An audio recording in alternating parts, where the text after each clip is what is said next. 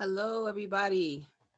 I'm Nicole McLean. I am the president and founder of North Shore Juneteenth Association, and I want to welcome you tonight to our local Black Excellence Forum. This is our first event of 2022, and I'm very excited to have these distinguished panelists, to have a wonderful moderator. We have an IT team, Michael West and Christina West, helping us in the background, and I'm just feeling excited about what's about to take place tonight. So really, thank you all for attending. I want you to make sure you take a look at our Facebook page and our Instagram page, and please follow us on both social media platforms to stay abreast of what's going on and know about everything North Shore Juneteenth. I want to take some time to introduce you to our moderator who will be running the show tonight and is so capable. She has very capable hands. Her name is Michelle La Poetica Richardson, and she's a poet. She is a community advocate. She is a creative soul, an artist, and also talented in so many different ways. Very proud to know and honored to call her a friend and to know her. So again, thank you for coming tonight. Follow North Shore Juneteenth, and I want to hand it over to Michelle. Michelle, take it away. Hello, thank you very much, my sister. Ladies and gentlemen, as the world burns, a small community comes together to have a genuine conversation with one another that will cultivate healing, understanding, newfound respect and admiration in efforts to manifest the peace, love, and unity that our community ever so desperately needs. A peek into the minds and driving spirits of four beings that many times through extraordinary challenges and adversities, time and time again, chose to push through, continuously embracing their respective gifts and passions to achieve what we proudly today recognize as excellence. Ladies and gentlemen, on behalf of the North Shore Juneteenth Association, the communities represented by them, and in both appreciation and admiration of your survival through all of the storms of life and society and all that's been thrown at you, I would like to thank you and welcome you to this virtual forum. We shall begin with introductions. Hello, everyone. We will start with Adriana Paz. Adriana Paz is a native of Cali, Colombia. Mother and Afro-Latina, Adriana Paz is the founder of multiple organizations, including Mutual Aid Lynn, a platform that provides avenues for the exchange of resources and services to the community, founding member of the North Shore Women of Color Association, a women empowerment group aimed at self and community development. She is president of Prevent the Cycle, and she has this had provided her with a platform to demand a reimagining of Lynn's policing efforts and pushing city leaders to prioritize equity, social justice, and so many things that we ever so much need. Adriana, welcome to our panel. Welcome to this forum. How are you, my love? I'm doing beautifully. Thank you, Michelle, and thank you for the introduction. And thank you everyone for joining us tonight. I'm excited about this conversation and what this leads to. Conversation is power, information is power. So join us. Thank you. Thank you, Adriana. We'll be hearing more from Adriana shortly. Next up is the distinguished Mr. Lev Maclean, proud husband and father of three. Lev was born and raised here in Lynn, Massachusetts, and he's a graduate of Lynn Classical High School and Salem State University. He works as an associate director of security at Salem's Peabody Essex Museum and was recently elected as the first Black city councilor of Salem, Massachusetts. Wow. Now, as if that weren't enough, he represents Ward 4, and he also serves as a mentor for the Diocesan Youth Council of the Episcopal Diocese of Massachusetts. As a member of the City Council, he has worked passionately to advocate for housing equity and so many other issues that plague our communities. Lev, how are you? And I hear you're a lover of cats too. How you doing, my friend? I got one. I'm doing well. I love your energy. I'm always so happy to sit here at this table. Thank you. I'm so excited for what's to come from this conversation with all of you amazing souls. Next up is Miss Vic Brady. author, entrepreneur, self-care advocate, just to name a few. Vic Brady's mission is to support, inspire, and encourage people to tap into their bounce back magic, AKA resilience, when faced with adversity. She does this through her books, apparel, and self-care groups. Ms. Brady has self-published 5 novels and 2 self-care journals, one for men and one for women, entitled The Stereotyped Men's Journal. I'm in love with that whole concept. Genetically resilient apparel, which is basically affirmation you can wear. Selfish Women's Group, and so many other amazing things. Ladies and gentlemen, Vic Brady. Hey, hey, hey. How are you, my sister? Welcome, welcome, welcome. I am well, happy to be here. I am so, and how is your family? How's everything? We are well. We are in the house. Yes, yes. Next up is the amazing Norris Guscott. Mr. Guscott is the City of Lynn's Public Health Coordinator and Food Security Task Force leader. As Public Health Coordinator, he handles the city's public health portfolio in close consultation with the Director of Public Health. He is the Food Security Task Force leader that oversees all the planning regarding the city's food security. He's done so much for the city throughout the pandemic. I mean, jumping through flaming hoops would pretty much be the tip of the iceberg to explain the depth of what you've accomplished. Norris, how are you? Welcome to this panel. It's such a pleasure. The pleasure is all mine. Thank you for that introduction, Michelle. I'm really happy to be here and happy to listen, learn, and share. Phenomenal. So we will move forward with the questions. Did I leave anything out? Is there anything that any of you want to add about your magic before we continue? Michelle, before we start the questions, we need to hear the Black National Anthem by Janie David. Yes, yes, yes, yes. Make sure we do that. Everybody digest the greatness that's in front of you, and let's go for it with the Black National Anthem.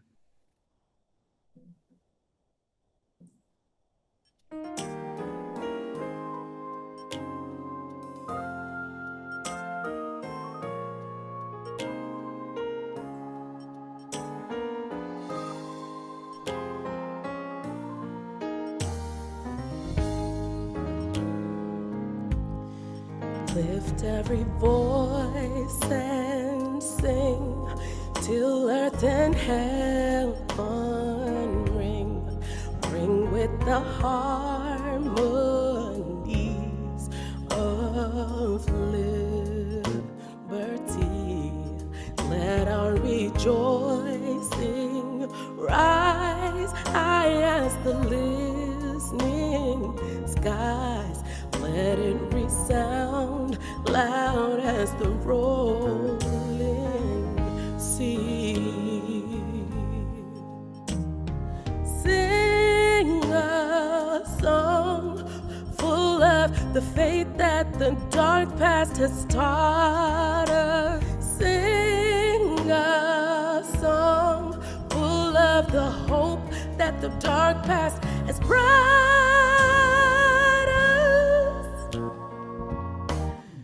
Facing the rising sun of our new day begun. Let us march on till victory is won. Stony the road we trod, bitter the chastening rod. Felt in the days when hope unborn had died, yet with a steady beat have known a weary feet come to the place for which our people sigh. Oh, we have come over a way that with tears has been watered. We have come treading our path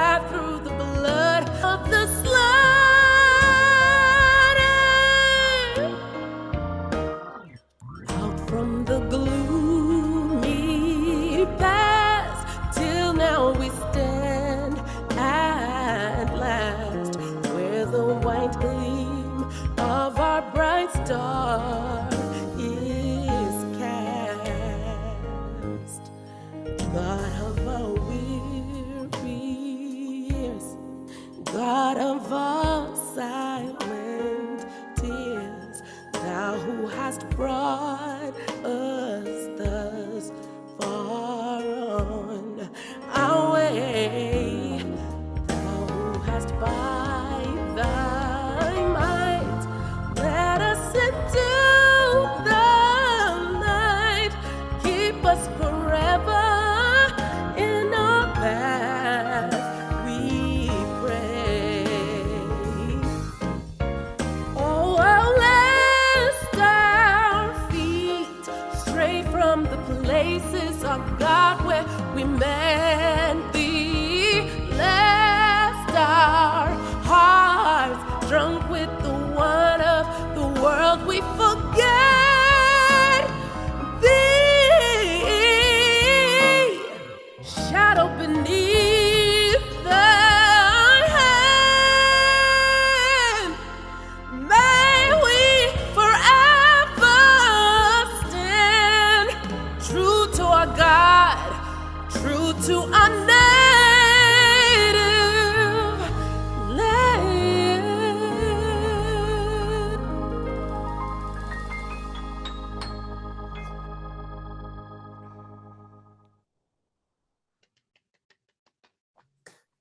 That was beautiful. beautiful. That was amazing. So how is everybody feeling? Y'all ready? Yes? Wonderful. Now we shall begin with the questions.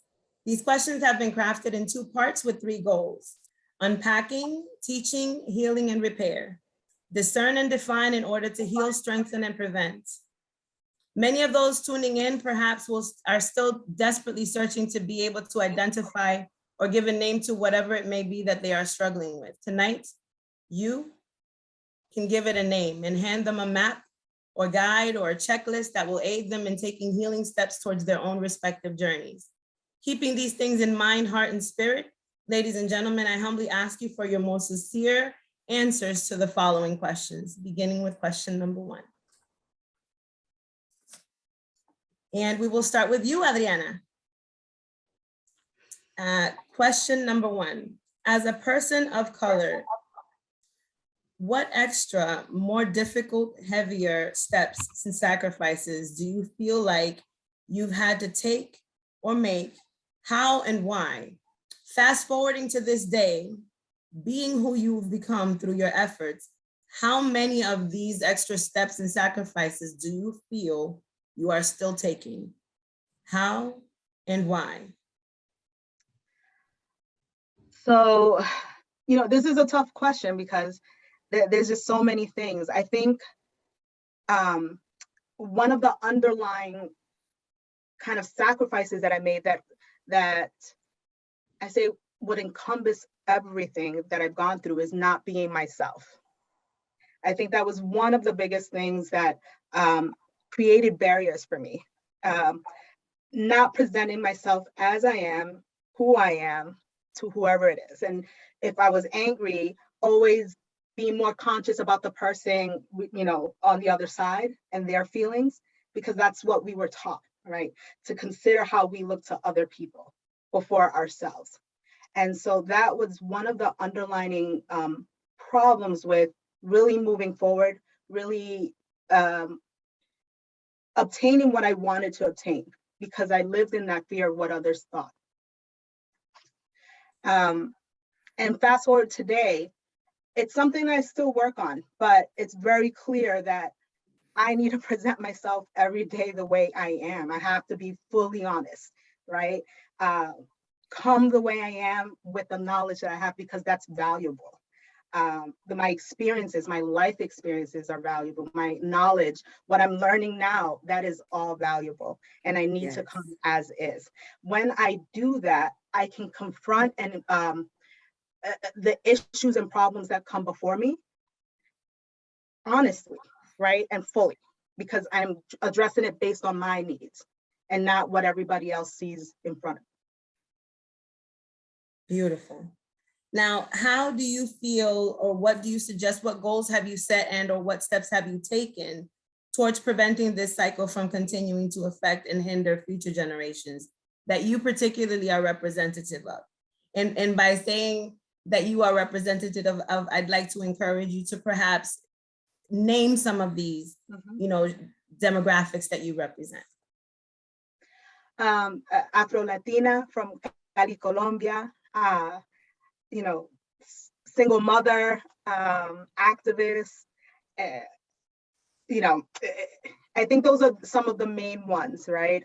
And what I'm doing is very much like what I'm doing right now. I have my son sitting beside me. He's listening to these conversations, making sure that we are encouraging these conversations and we're encouraging our youth to join and to be vulnerable, right? We don't have to present to them this perfect person. We need to show them this journey because they're going through very much the same journey that we're going through. And they need to know what it looks like from point A to point Z. Thank you, Adriana. Beautiful, beautiful. Lev Maclean, same question. As a person of color, what extra steps and sacrifices do you feel like you've had to take or make? And how many of those steps or sacrifices do you feel like you're still making to this day? Yeah, I think one of the really difficult things for me to deal with was,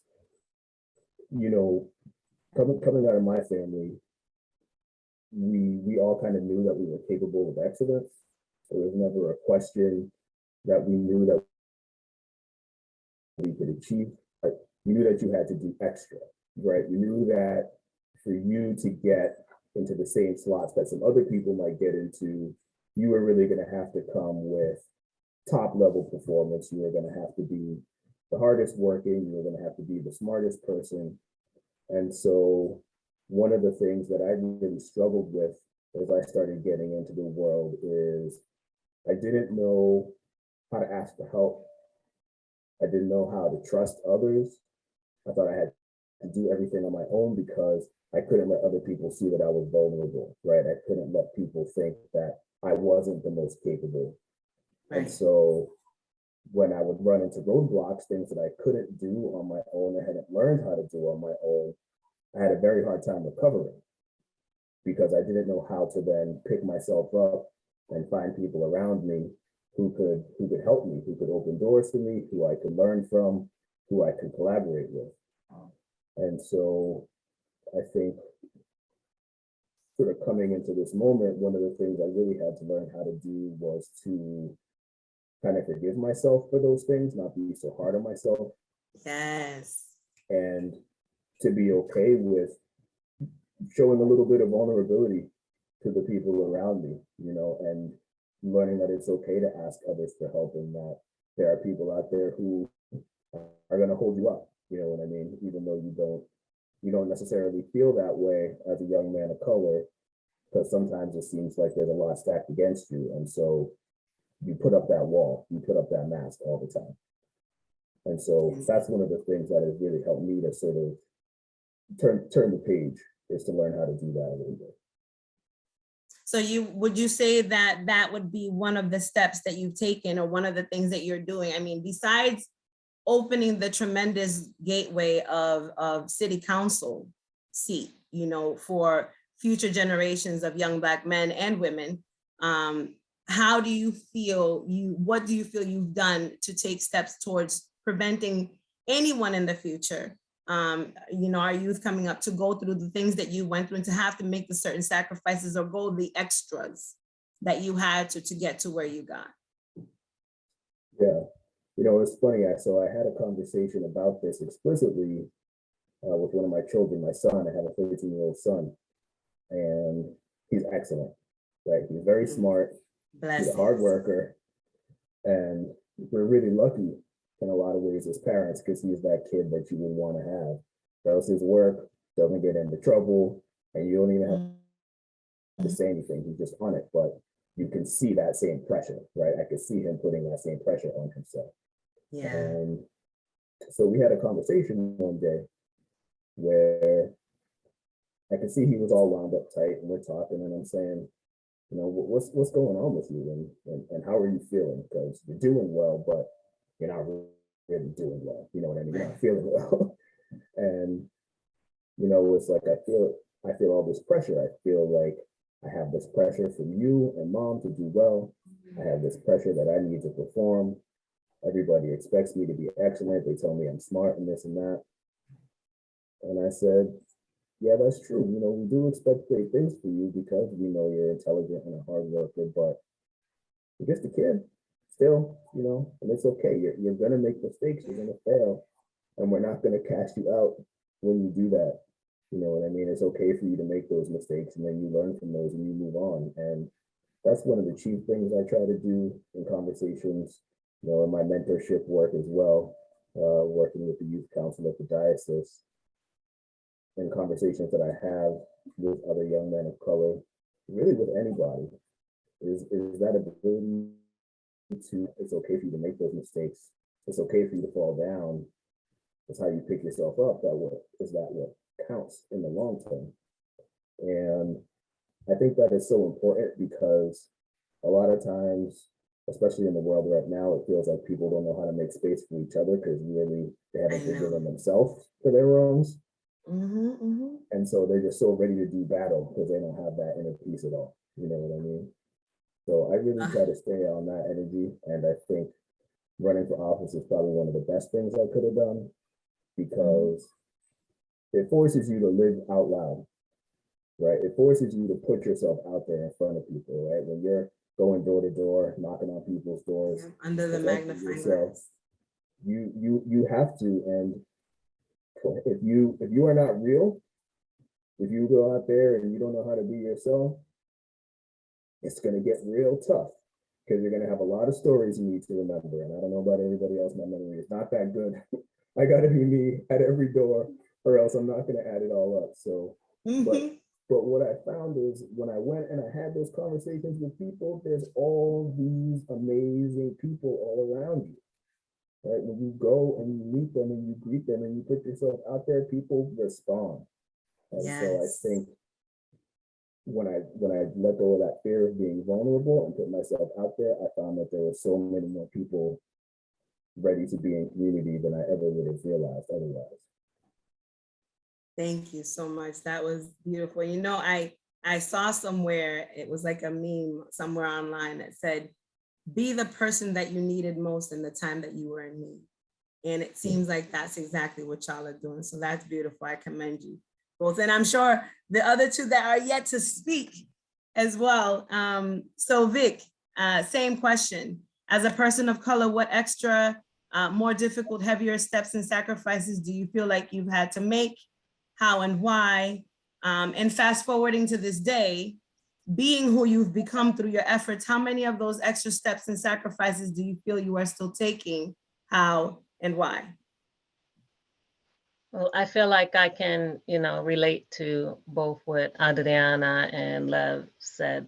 Both of those things resonate with my experience. But more specifically to me, I think I'd like to start with, I'm grateful that I had a strong sense of self before I entered the workplace. And I had, family to help me with that. And that, having that basically, I guess, allowed me to combat what what I was going to experience. So professionally, I felt like I've had to, and when I say professionally, I mean like my 9 to 5, not after work or Vic Brady's, endeavors. I mean my 9 to 5 professionally, working in corporate America. I've felt like I've had to shrink, and I felt like that was the expectation. I knew that going in. And and if you don't come with a strong sense of self, then shrinking, can be debilitating. Talk about right? it. Yes. So I've learned to navigate and shrink, in order to, have an income that I want.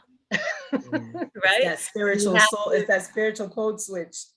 right. You have to, kind of decide, that, luckily I have a job that, I've had jobs that I've enjoyed.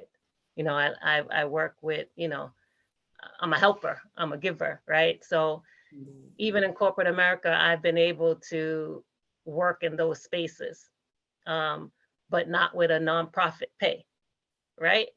And you have to move differently in those spaces, and you have to make different sacrifices, and Vic Brady doesn't show up in the same way that she shows up after 5 o'clock, right?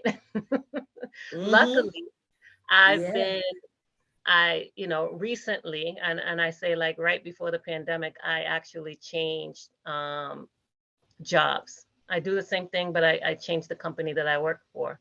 And it's been refreshing, but not everybody has had that opportunity. Some people are still working in places where they're not able to, participate in employee resource networks, you know what I mean? Where, or lead an employee resource network. I was actually able to lead one, and focus it around self-care for Black people within the company that I'm working for now. So that has allowed, Vic Brady to show up in that space, right? But I knew that, the assignment, it's the assignment is, you Survive. do your job, you do it better, you know that you'll have to do more, and you know that you need to stay enough under the radar to not have your name, come up in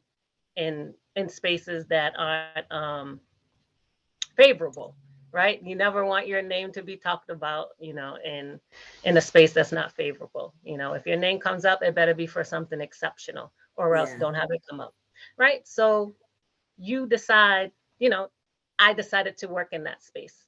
But like I said, prior to the new job that I'm at right now, I knew that that's what I was walking into. And I sacrificed showing up as my full self in order to have an income to take care of, my family at the level that I wanted to. So what's the next question? So, wow. So all of these things, I mean, I think it's safe to say that, from your apparel to the books that you've published and the journals, those are the constructive, like amazing steps that you've taken towards breaking chains and preventing this from continuing to affect future generations. What else do you feel like you've done or within your power? What do you plan on doing in order to prevent these sacrifices to not have to be a continuance? You know what I'm saying? For future generations. So I can say that, like currently, like right now, I hold discussions around, and I'll be specific. So I hold discussions around self-care, and then I hold discussions around being resilient, and I hold discussions around something that I coined as strong Black womanitis, right? And that's basically Black women's who struggle with, I call it a disease, like they neglect their self-care, they do the most, they suffer in silence, they have a hard time asking for help. I've coined all these things, and having these conversations, having this dialogue, I feel like it helps people that may not work at a company that I work for now, that is kind of embracing, change. So some people need the tools to be able to continue to shrink if they want their check, right? I got you. And so that's real. I feel like that's how I help, or I've contributed, just keeping the conversation going, and helping where I can help, and meeting them where they're at. Wonderful. Sometimes that's all we can do. So thank you. Thank you for all that you do. And Norris, oh my goodness, Norris, same question, my love. As a person of color, what extra, more difficult or heavier steps and sacrifices do you feel like you've had to take or make to get to where you are? How and why? And then to this day, after everything that you've done, how many of these extra steps, or sacrifices do you feel like you're still making? Yeah. So, as everyone's talking, I'm thinking through all of the extra steps and layers that I had to go through. Not sure if y'all are familiar with W.E.B. Du Bois. He talks about double consciousness and what you have to walk around with as like a Black man, like one hat is the professional office, Obama Norris, and the other is the Norris that grew up in Lynn, and so reconciling that has been challenging. And look at it on the journey here, like in very famous institutions, I've been told like I am not friendly enough, I'm too friendly, I need to do more than dress professionally. Like, so I guess like very precisely, and to sum this up, it's that double consciousness that WEB talks about, and reconciling that was always challenging. Fast forward to today, I'd say I don't. It's not that big of an issue, and here's why. Right, like first and foremost, I think as Vic had mentioned, like there were successes. Like I was appointed to this and did that and whatever, and you do have to shoot 110%. Like to you don't want your name tossed around in not a good way. You always want to be excelling. You always want to be doing great things. And with that came trust. And I'm very fortunate, like former Mayor McGee and Michelle Damaris, like appointed me. They've always given me the space and the trust. And, there was no micromanaging. There was like, here's what needs to be done. That's a blessing. I say it all the time. They're like, and I have been in institutions where it was not like that. It's very micromanaging, and they don't trust you. And I think that's very important in order to get over those extra steps, or let's say the trauma of like those extra steps that you had to go through to get to where you are. So hope that, I know it's all over the place, but I hope that was no, listen, it's right on the money. I mean, to achieve, for many people, you're the top food expert in the state. You know what I'm saying? Things like that, being the first person like yourself that has accomplished such thing. I mean, you've been published in numerous journals and all these things, being them what they are. Aside from those magnificent things, what do you feel you've done to open doors and to prevent the things that you've gone through to happen to future generations of children with all of this? That out of all of the most important things I've done, I think has been making it more government talking to the community and increasing that and making that more efficient, and basing interventions and policies based on what the people want, what they're saying, as opposed to this top-down approach. So, I mean, it's scattered all throughout of what I've done, but I've always been real firm on, there needs to be community input. CPAR, always community first. So, like, if anything, I'm pretty like happy with, some organizations and some state agencies are using that community engagement pillar. So. Wonderful. So thank you all. That was question number 1. Y'all did beautifully. Y'all ready for the second question? Okay, so this second question number 2 is, at the end of the day, there is a visible lack of people of color in gatekeeper positions, of unlocking and opening doors, clearing paths, and cutting the red tape. As much as there is an outcry for inclusion and inclusivity, do you feel this has affected you? If so, what aspect of you was affected? For example, the parent, the child, the young adult, the Black man, the Black woman, etc. How was this part of you affected? And what have you done? Again, like the second part of the first question, what have you done to prevent these things from happening and affecting future generations?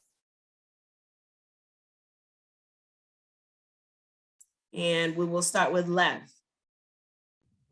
You're even gonna do that. um, yeah, I call those people tiny tyrants. You never know when you're gonna run into one. Might be, sitting behind the secretary's desk when you walk into a given office and you pick up the phone, you gotta get something done. Here we go, tiny tyrant. You got that little bit of power ready to ruin your day. And, I don't know if I have a specific strategy for dealing with that. I think I just deal with it. I think I always try to make sure I control the way I approach, because I learned a long time ago you have very little control over what other people are going to do. But what you do have control over is yourself. And 9 times out of 10, if you get into it with that person who's sitting in that little spot, they're on the inside and it's gonna go worse for you. So I always try to make sure that I come correct, make sure that I come with the information lined up. I guess that's one thing I always do try to do as well, is I try to always have 2 or 3 streams of information. I try to make sure I do my homework, so that when I show up somewhere, if I have a person who is not looking to smooth the road, I can flip the script a little bit and say, well, hey, you know what? I already learned X, Y, and Z. So maybe I can actually make this process a little smoother for you. Let me make your day a little easier. This is going to be the best phone call you've had, right? And you'd be surprised. Sometimes it works. Sometimes it works when you show up and you're on your P's and Q's and they say, okay, I see there's no dust on this one. Let me let it go. And in terms of what I do to try to make that road a little smoother for other people, I try to make sure that whenever I am operating in a space, that people know I'm available. Because what I have learned in my professional life, and even just at the beginning of my political life here, is a lot of times those folks who are in those gatekeeper positions, sometimes they really feel strongly about who they want out and who they want in. But a lot of times they just really don't want to be bothered, right? The people that they're letting in are the people that they know because it's easy for them. And the people that they're keeping out, they just don't want to go through the process. And so what I always try to do is make sure that people know that I'm available, so that if there's somebody who's in that gatekeeper slot and somebody who looks like me shows up at the door, all right, you know what, why don't you call Lev? I'll send you over to him instead. And that's fine with me, because I'll help them navigate, you know what I mean? I'm not addicted to playing in my own lane. I'm happy with doing little bits of work here and there if it's gonna bring my whole organization up, right? If there are young people of color and I feel like I can mentor them, even if they're not in my department, I'm gonna try to do that, right? If I feel like there's an equity issue, even for somebody in the LGBTQ community, and I've got superiors who don't quite get it and they want to send them to me, I'll do that work. You know what I mean? I'm always ready to pitch for that person who is trying to get through the door when I'm already in the door. And it's interesting how you watch yourself over time. You know, I'll take my professional life, for example, right? So I'm the associate director of security now at my organization. 16 years ago, I was just a security guard. I just needed a job, right? So I just put the application in and I worked my way up. And you can see over time how the way people respond to you changes, right? From being the young guy who came in the door to now being the manager, to now being up at that director level. And you do have that ability to help people that you didn't have before. And having come from the bottom, you remember what it's like being down there. So I'm always happy to do that for people. That's how I try to work it. Michelle, you're muted.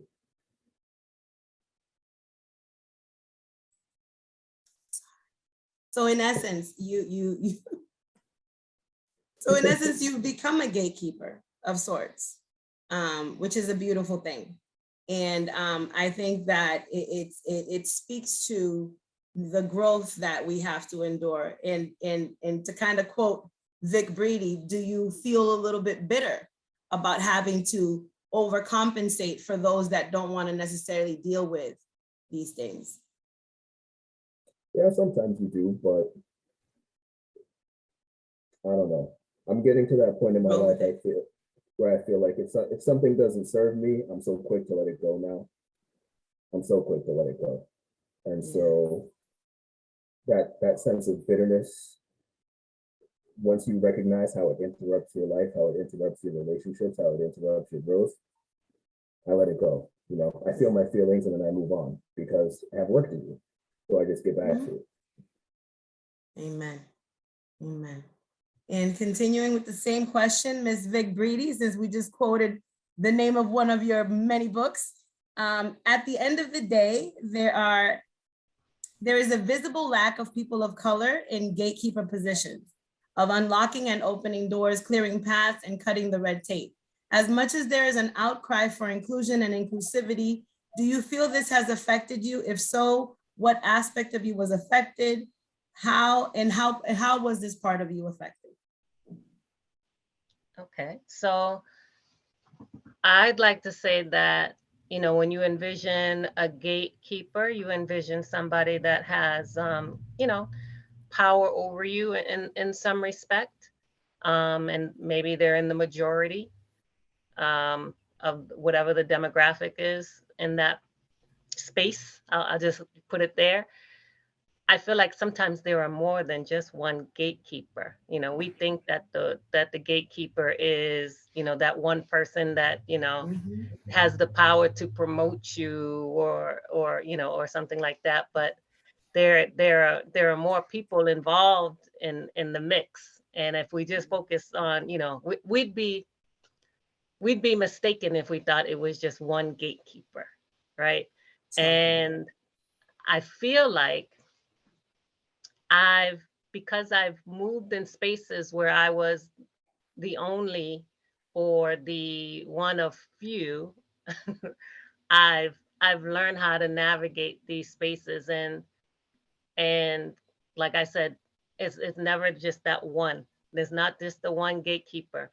You know, if you want to talk about getting, you know, like a job and where you're the only one and there's nobody else that looks like you, you know, it's because those type of jobs, they rely on their employees to make recommendations to people that they feel that could do the job, right? And they very well could do the job, right? But what happens when you do that is it keeps creating, you know, the demographics don't change.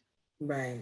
You know, so if you know, you refer people that you like or you trust that you think that could do the job.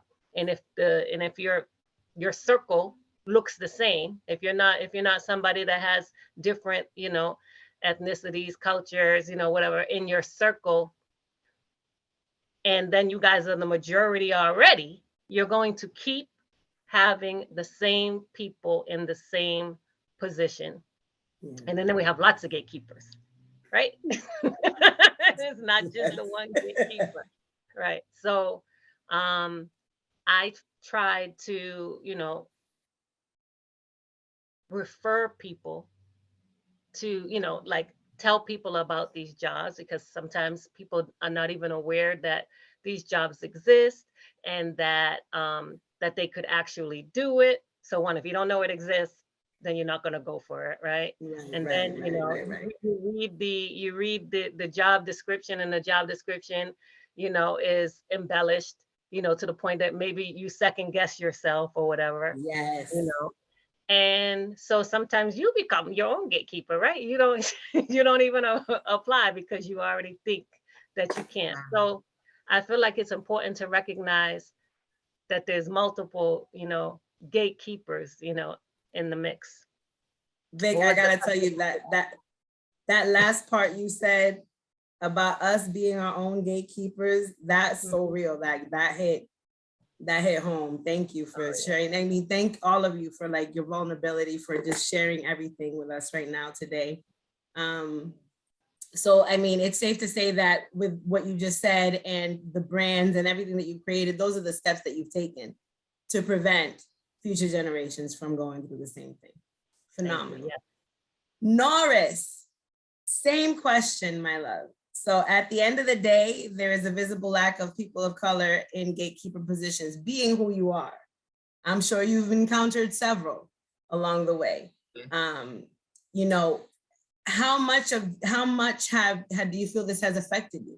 To what extent, what parts of you have been affected by this? And again, what steps have you taken in your work or through your own personal endeavors to prevent this from affecting future generations?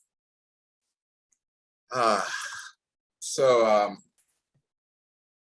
before diving in, right, like I am aware of my privilege, right? Like, so my name doesn't sound too ethnic. I'm male, like education, and I'm sure that's gotten me past like some items or, you know, like some interviews. And at the same time, like on this journey, absolutely, I've met gatekeepers. I mean, you know, we're talking about being our own gatekeeper. An example of that is I used to do free research assistant work because I thought that like I wasn't good enough to like get that paid position. You know, I'm going back to the professor who said that I needed to do more than dress smart. She had refused to promote me to like a senior research assistant. And I mean, that's a prime example of gatekeeping. And there were parts of me that were affected temporarily because the story of being a Black man in some of these places is the story of being mentally resilient, because you're gonna come across some stuff and you've gotta be able to have tough skin and have it bounce off. And so the parts of me that were affected at the time was like, am I not good enough? Like, geez, like, you know, what do you mean I have to do more than dress smart? Like,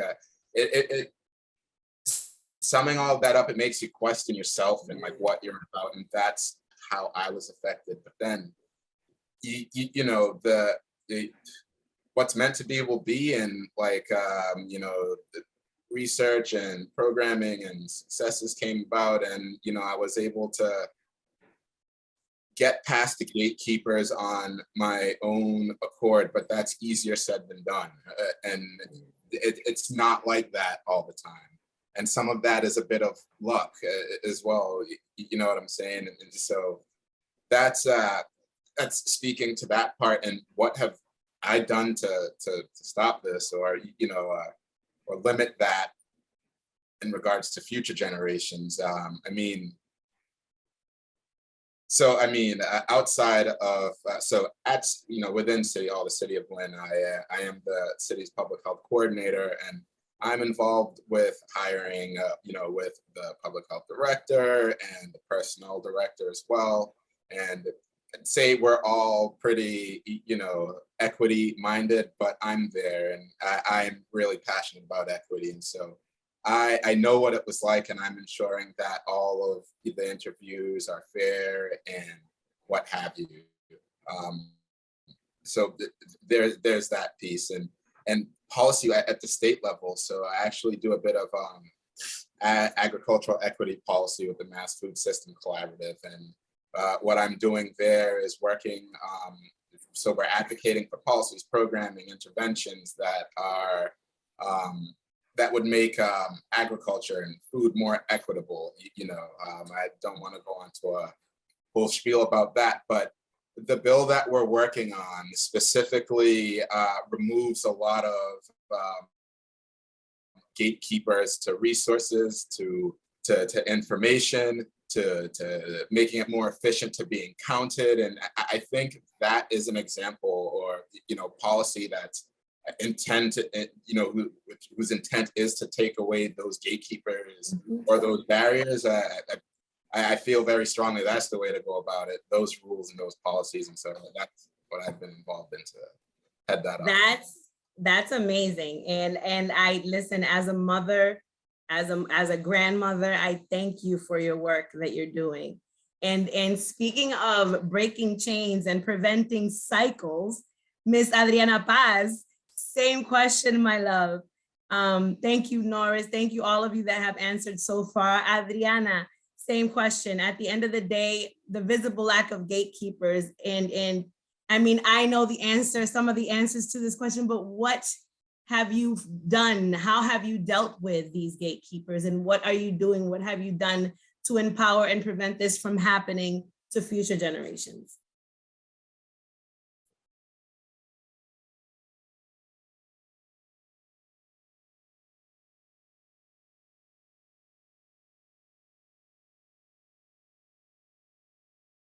I think we have a little technical difficulty.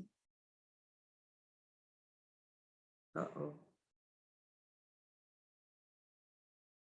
Oh, we're back? No.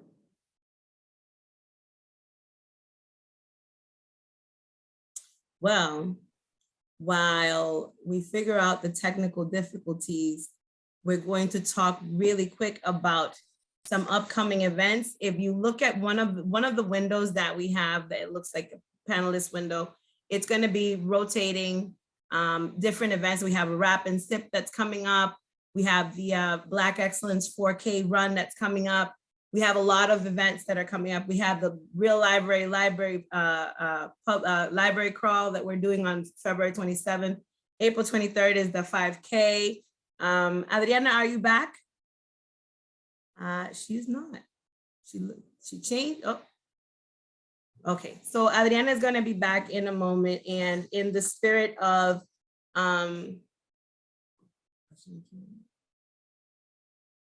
okay, so we have a Q&A question that we could answer while we figure out what's going on with the technical difficulties. Let's okay. See. Oh. I can bring up the question that came up.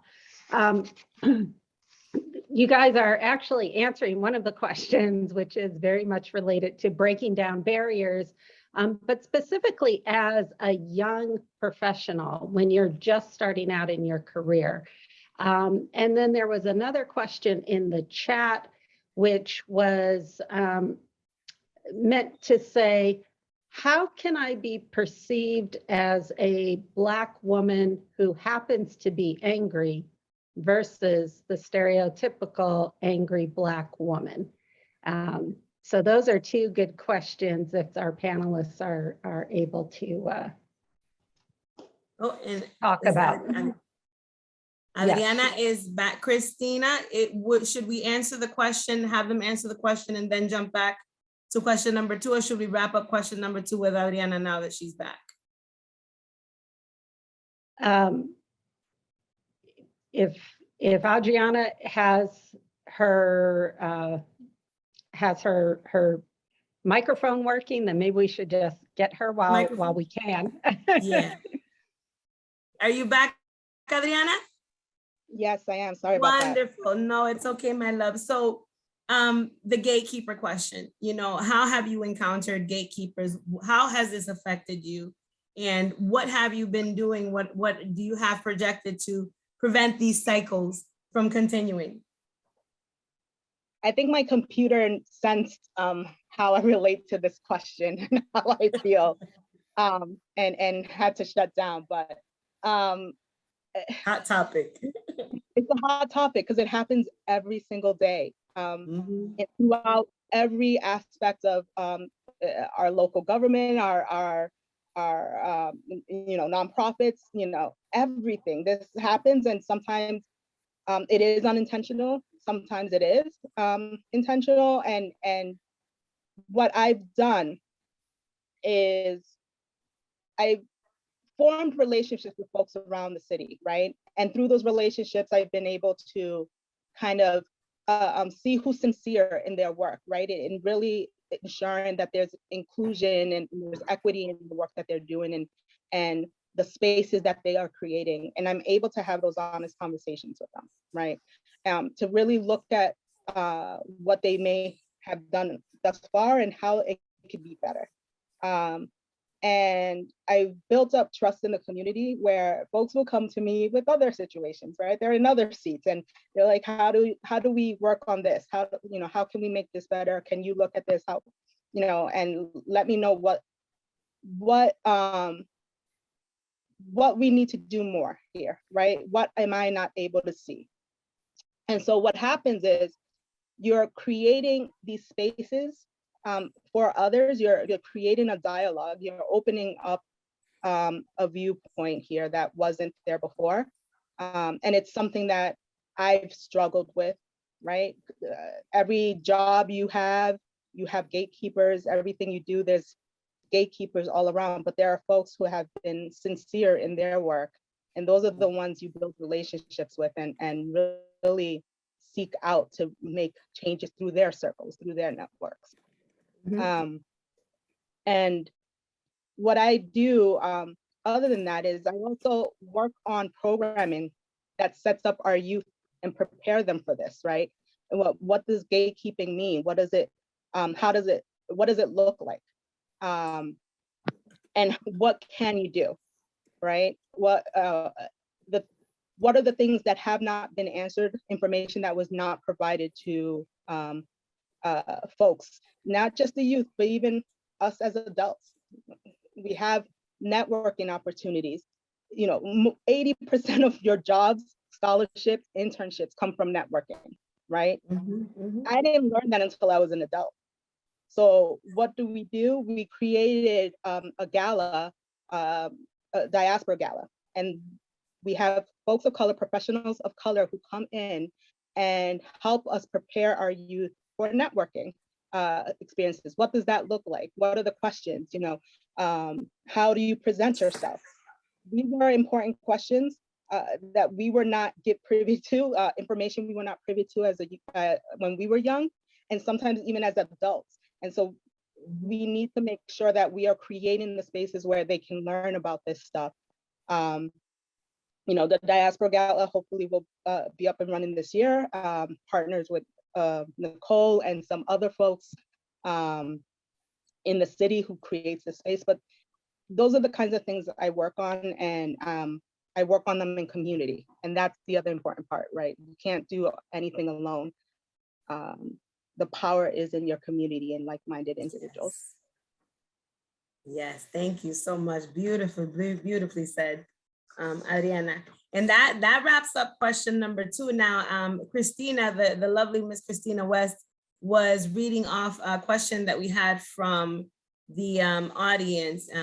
Christina, are you there? Yes, I'm here. Okay. So just in terms of following up with that, if there's any sort of different words of wisdom for a younger professional, someone who's just starting out in their career as they break barriers, that is one question. And then another question that sort of segues into that are, how do we empower young people, young Black people developing into leadership roles? So maybe we can start there, and I have one more afterwards. Okay. Norris, would you like to start with this one? Sure. So the question is, what can you do to empower young Black people developing into leadership roles? So there are a couple of things, and I wish city's DEI officer Faustina Cuevas was here. So like space to be a BIPOC or Black professional is really important. You need mental fortitude is what I call it. You need to have and this is kind of not fair, right? But you're going to come across lots of challenges, extra challenges, and you need to be mentally braced for that. You need to back yourself and know that, failure is part of the process. And in fact, with no failure, you can't progress. And also, I'd say, I would probably say, and those are the 3 biggest, because lots of it comes from the self and being, outside of the space. You really need to have I want to say that not drive, but you need to be prepared for what's ahead. And organizations, if they want to be supportive, they need to be aware of that. They need to be aware of their leadership and what that looks like, and being intentional about promoting or hiring diversity. And so just some of the things you can do, but ultimately empowerment is, in my opinion, it comes from self. It comes from the environment in the forms of allies and your support network, and yeah. Thank you. So to the young person, before we go to the next person with this question, to the young person that asked that question, I'd like to say, please take note of the people in this panel. Take note of the organizations that they represent. Take note of the departments that they work in or for. Take note of the books that they've published, and that too is like a toolkit within itself. Through these people, you will meet more people that will be in positions where they can help you get through those gatekeepers and other difficulties that you might encounter. So take note of the North Shore Juneteenth Association and everything that they're doing and the people that they're bringing forth. Take note of everything you hear here. Vic Brady, we have a question, Christina, I will repeat it again, about a young woman that wants to be able to feel free to be an angry Black woman without being stereotyped as the typical angry Black woman. Christina, could you please read us that question again? Yes, the question was posed really well. It just said, how can I be perceived as a Black woman who happens to be angry because there's something that I might really need to be angry about, versus being the angry Black woman? So if anybody wants to respond to that, that would be great. So I guess my first advice would be definitely join Selfish Women's Group and maybe attend one of my discussions that I do about strong Black womanitis. That's my first thing I'd like to say. But if it's in the professional environment, there's no space for that. And I'm just gonna keep it real with you. You can be angry, and feel angry, but at the end of the day, it goes back to what I said before. I feel like your livelihood and your family and what you want to do with your family and what you want to be able to do with your family and where you want to go with your future is more important than expressing your anger in a professional environment. You save that for therapy, you save that for your girlfriends, for your family, that's separate. So you got that double consciousness that Norris talked about, with W.E.B. Du Bois, that is real, that exists. Mm-hmm. And I was going to talk about that, Norris, but you brought it up, so you took it. It's like-mindedness. I love it. So, but yeah, there's no space for that. And somebody has to tell you that earlier on, or else you'll lose jobs and you'll lose opportunities. Adriana, after hearing what Vicky just said, working with the professional corporate environment, which you too have your experience with, but now dealing with the corporate environment, and the community municipal departments and elected officials and things like that, how do you feel about what Vicky just said and that whole question? So in a way, she is right? You can't, in corporate America, they don't allow you that space to fully be yourself, right? And even if you were yourself in a controlled way, it's seen as something more than everyone else. However, one of the opportunities that have come up because of COVID, right, is that there are more jobs and career opportunities than there are people filling them. And that has changed the dynamic drastically here, where we can now demand more, and corporate America is providing more. And there is more awareness about what's going on. There's more push for understanding and understanding the perceptions that people bring, right? So there's opportunity here for change, and there has been change. And I know that where I work, prior to being acquired, we pushed for equity and inclusion courses, conversations to ensure systemic change within our company, pushed for supplier diversity programs that didn't exist. And so much so that it became part of my job, and it became part of the title that I had, and was promoted to carry that for the company. So there's opportunities.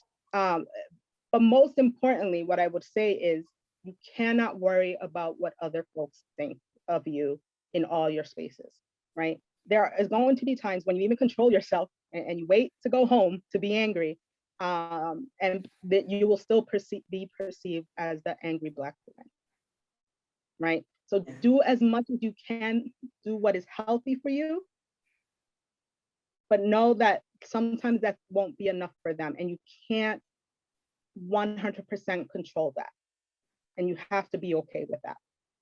You can only control yourself, and that's it.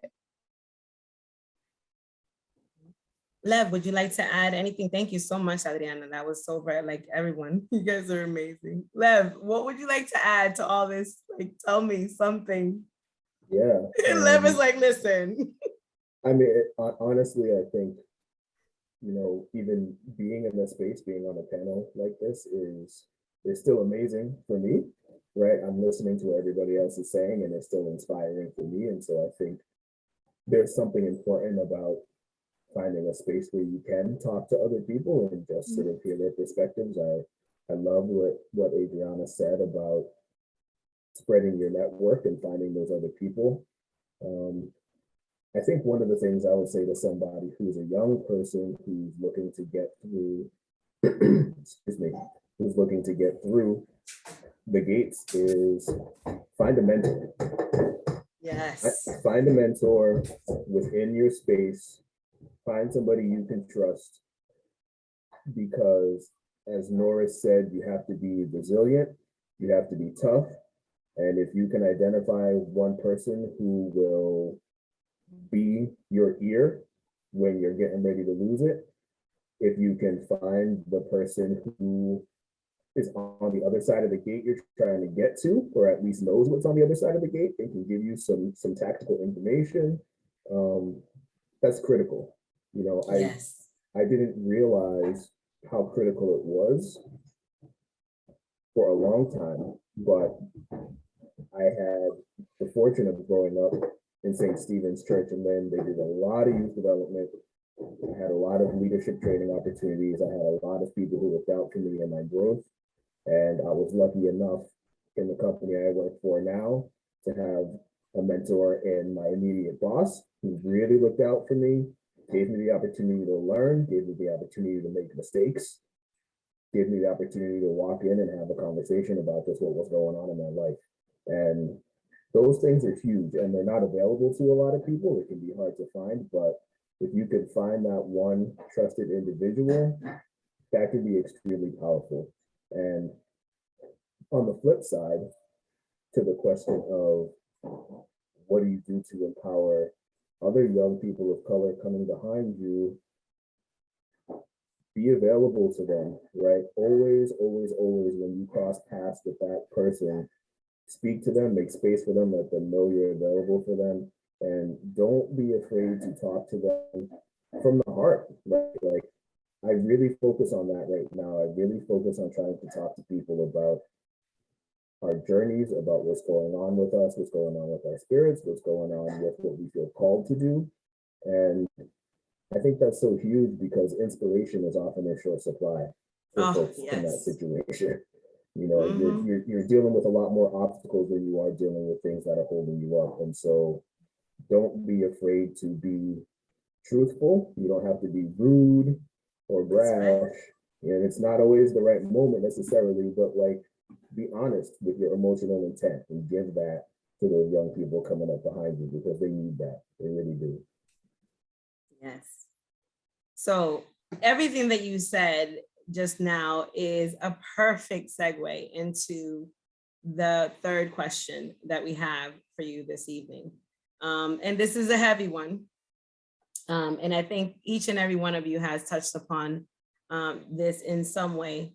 But we're talking now about unpacking and healing.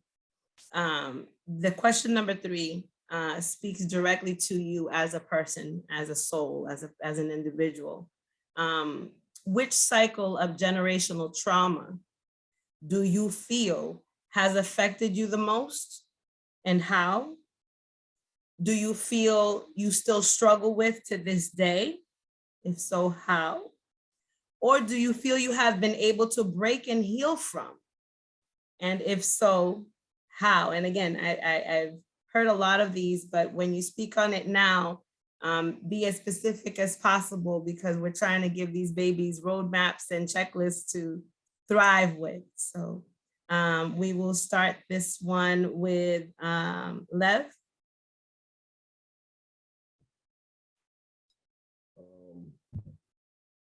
I think from my particular point of view, my heritage, my parents are both Liberian. So West African country, first republic on the continent, the former US colony. And so we have not just that sort of common generational trauma of slavery that's sort of well known, I guess you would say, for lack of a better word, but there's the aspect of it in my family where generations ago, my people had actually returned to the African continent, lived there for generations as free Blacks, and then had returned to the United States again because of civil unrest and eventually civil war there.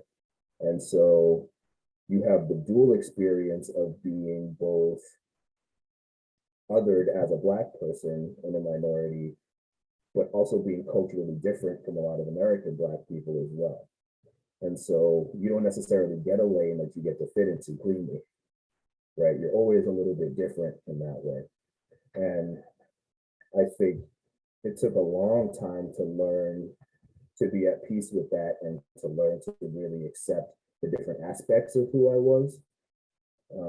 You know, Norris and Vic both kind of spoke to this when they talk about that duality of self. I think it gets very dynamic.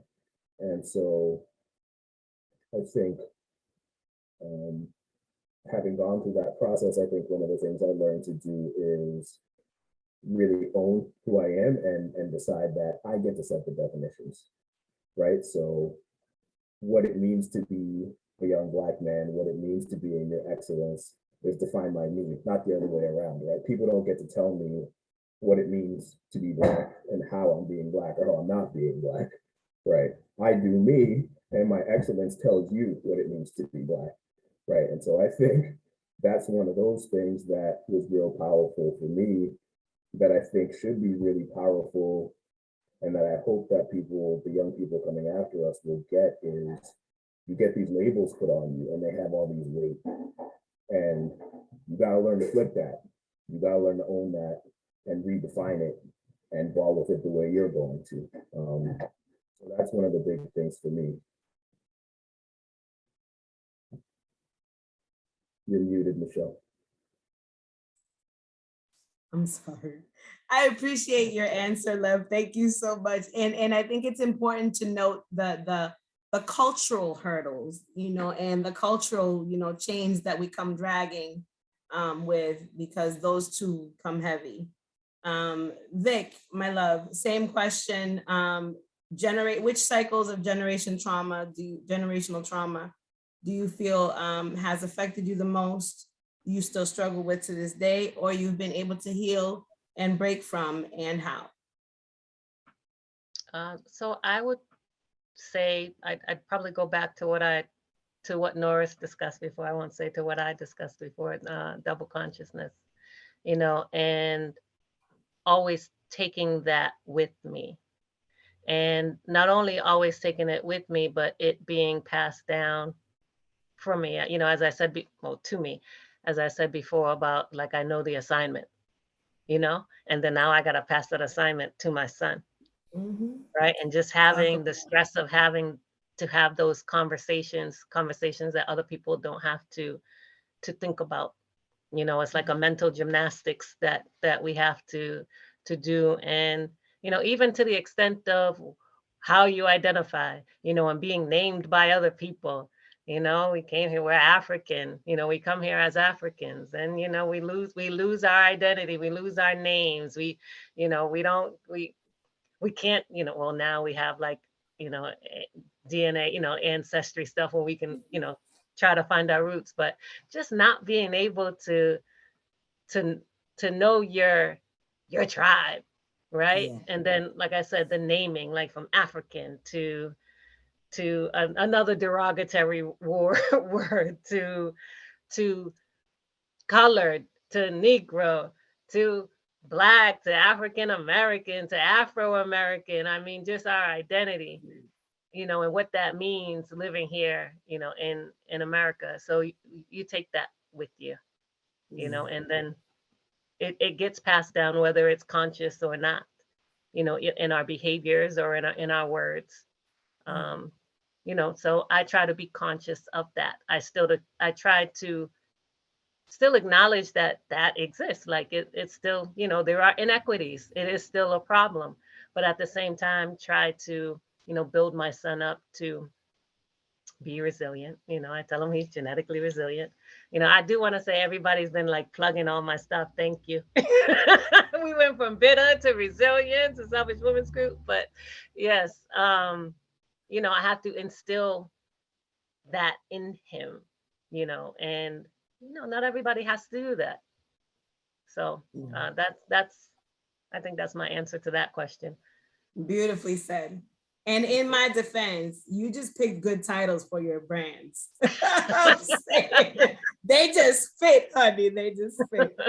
Adriana, my love, would you like to continue with the same question? Yeah, and I think Lev and Vic hit it, perfectly. They said it perfectly. I relate to what Lev was talking about, because as a Black woman who comes from Colombia, from South America, and coming to the States and having that duality, right? I'm a Latina, but I'm also Black, right? And when people see me, they don't see both, and wanting people to see all of me, because that's who I am. There's not one that's more than the other. I'm all of it, right?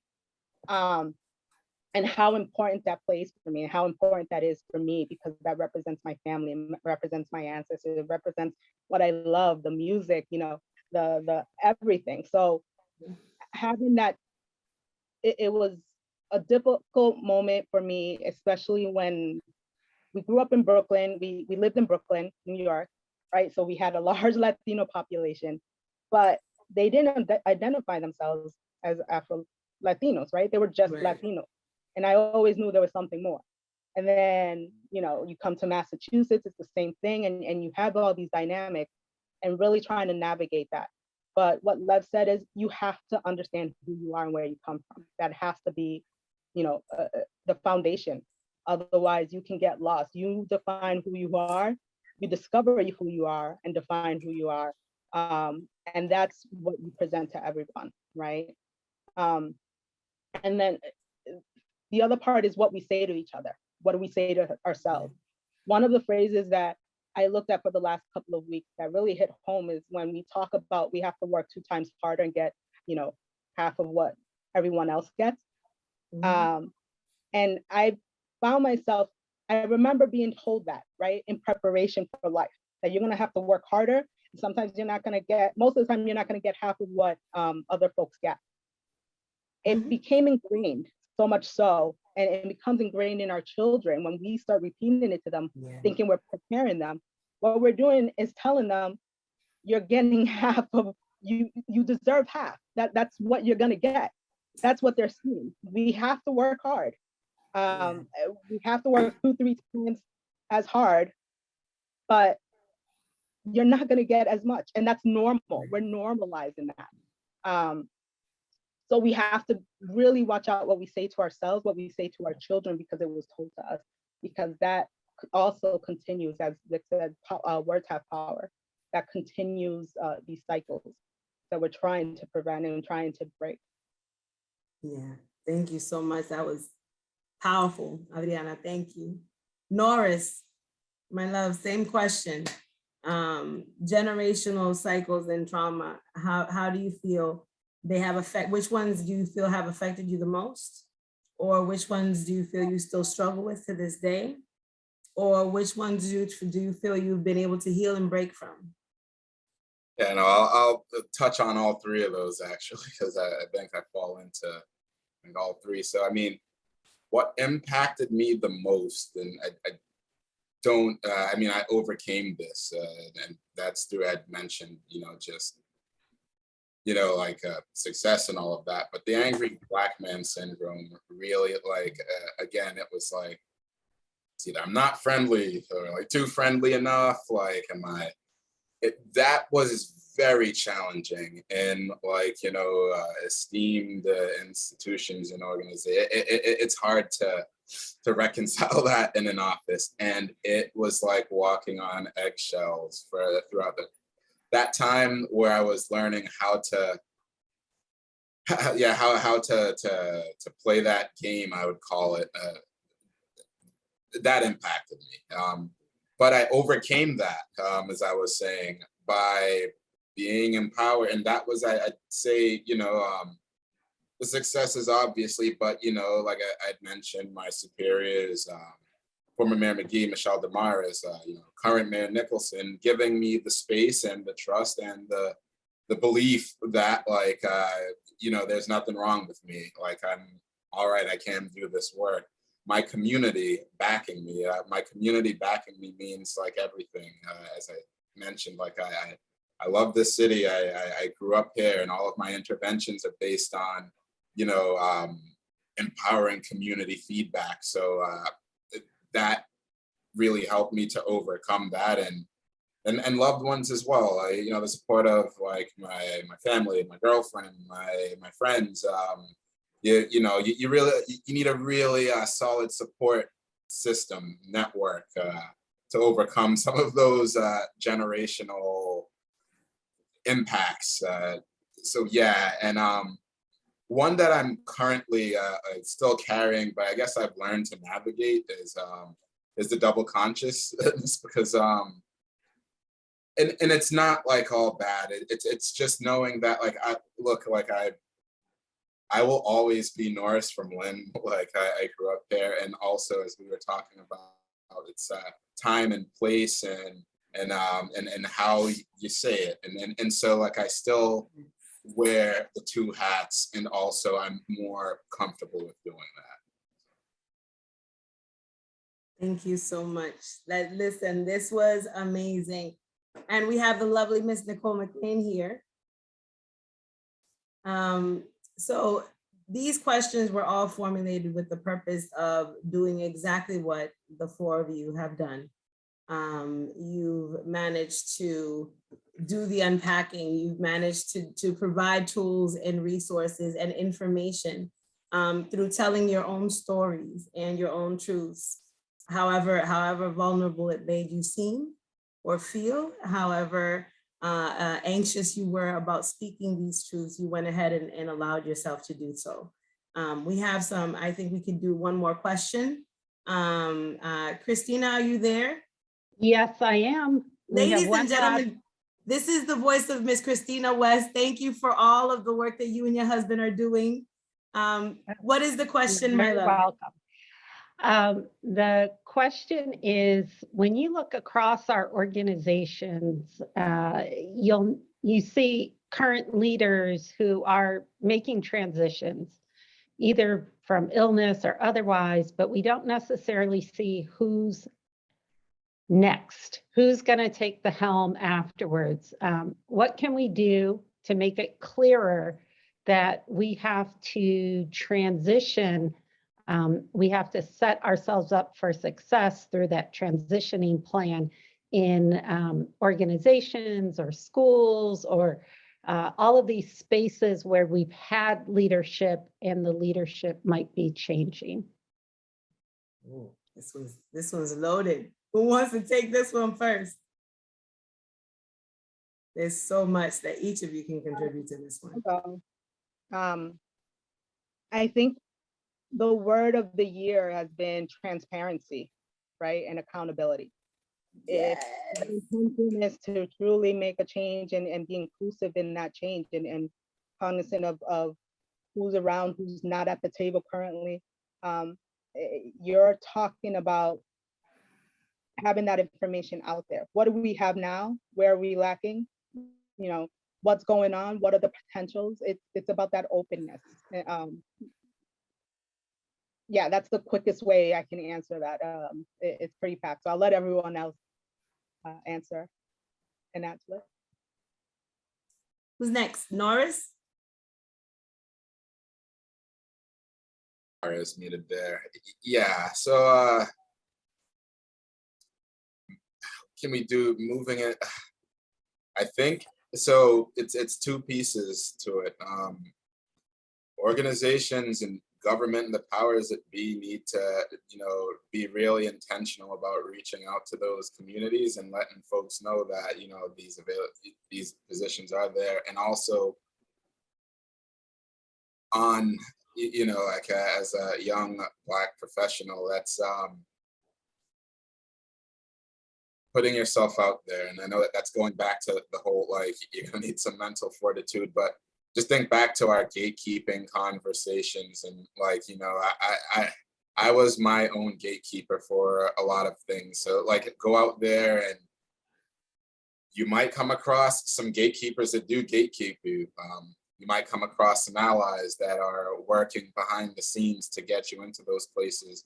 And you might come across people that you learn from, and you're implementing that in your resume or your job search or what have you. But I'd say ultimately it's strategic networking, and it needs to be a municipality or a government needs to be a part of it. The community needs to be a part of it. And I'd say actually two, or the government and citizens, and both need to be putting in that effort and intentionality to make it happen. Doesn't always work out that way. I'm just gonna be able to, but that's the best advice I can give. Thank you so much, Norris. Lev or Vic, which one of you wants to take this next?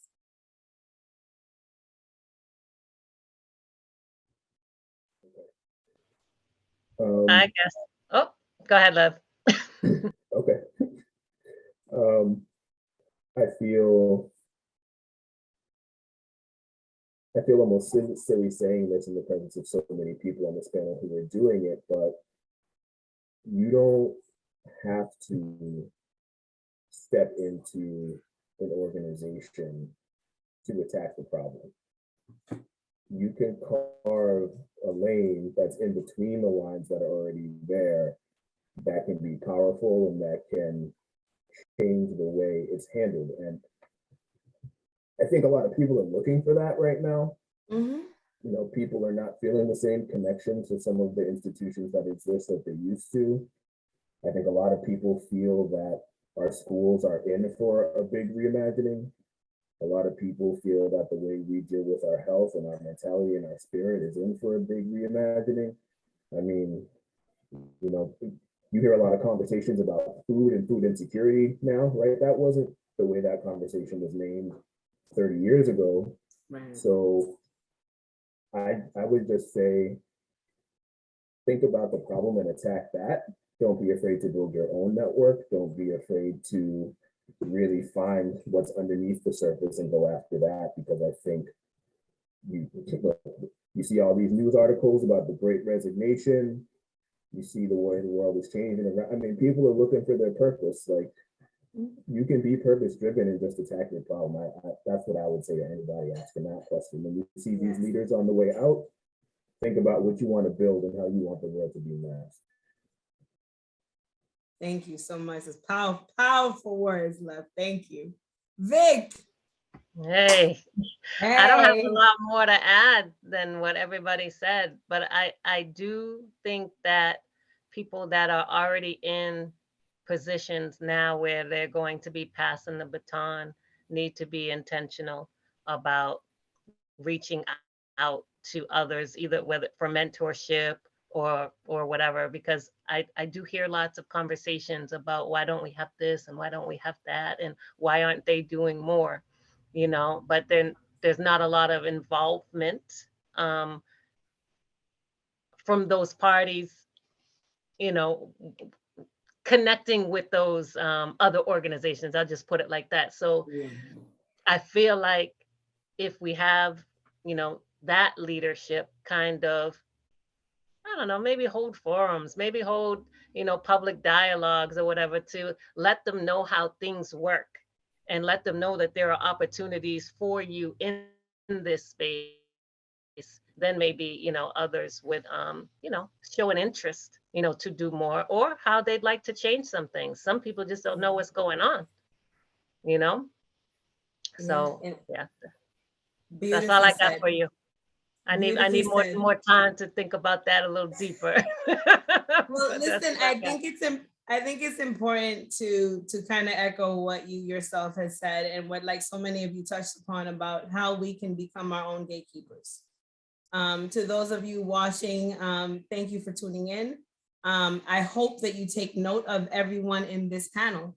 And not just the people that were answering questions phenomenally, by the way, but also the person behind organizing this and this whole putting of this all together, Miss Nicole Maclean. Nicole, you too are an example of, breaking through the barriers and, pushing past the gatekeepers and paving way and opening doors. And, if we want to speak on how do you, move forward with any thoughts, causes, or inclinations that you may have to better yourself or your community, North Shore Juneteenth, Nicole Maclean, Adriana Paz, Norris Guscott. We have Vic Brady, we have Lev Maclean, and the list goes on. Identify the people within your community that think like you, that have similar passions, align with their passions, align with their ideas. You're not always going to agree 100%, and that's okay. I can assure you, all of us right here on this panel don't agree 100% on everything, but we still are smart enough and passionate enough about what we believe in, working smarter, not harder, that we know what to focus on. We pick our battles, we pick our battles. We choose which one of the many hats we have to wear for any particular occasion. But we have identified here today at least 5 people that can help you along the way. And that's within our panelists and the North Shore Juneteenth Association. So do any of you have anything that you would like to add? Any closing statements, any closing comments, anything that you'd like to say? Shout outs, future events, anything like that? Well, I want to thank everybody for coming tonight. If we don't have anything left to say, thank you all for being on and listening to this very important topic. Just hearing from Black professionals and Black people in our community. The North Shore is a huge place. There's way more of us, and this conversation will allow those listening not to put themselves in a box and not to put people of color in a box either. We're very different. All of us come from different places, different areas. We have Colombia on here. We have Nigeria on here. I'm not sure where Norris Guscott is from, but we also have a Black Americans. I'm Black American. Michelle, where are you from? Dominicana. Dominicana. I've got Jamaican and British. As Black people, we all identify as Black people. So when you say you're Black and this is Black history, know that you're speaking about a huge group of people. There is an African diaspora. There's not just Black Americans and not just Black Afro Latinos. There's Black is a lot of things. And I know that that a lot of us don't all identify as Black and we're scared of that. But for those of us that are, and those of us that are in this struggle and moving forward and understand that, hey, my hat is off to all of you. So thank you so much for sharing this with this audience and giving them an inside view into our mind and our struggle. I really appreciate it. Have a good night, everybody. Good night, everyone. Thank you for participating. Follow all these amazing people. Follow North Shore Juneteenth. Follow us all. And, thank you for being